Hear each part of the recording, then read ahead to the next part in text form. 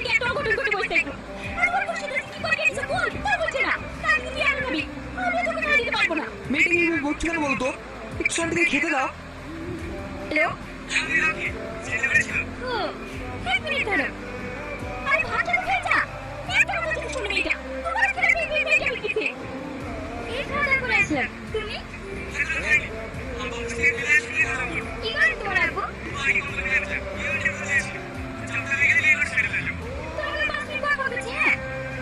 কোথায় ব্যস্ত ছিলে তুমি?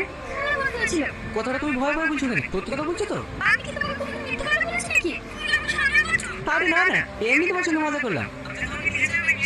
খাওয়া দাওয়া করেছো? না, এখনো খাওনি কেন? হাত কেটে গেছে। এত এত খাবো কি করে? ঠিক আছে, আমি আসছি। আরে আরে তুমি আসতে হবে না। আমি আগে খেয়ে নেবো। তাহলে আবার ফোন করছে, তোকে 5 মিনিট পর ফোন করছে। হ্যাঁ পাগলি একটা।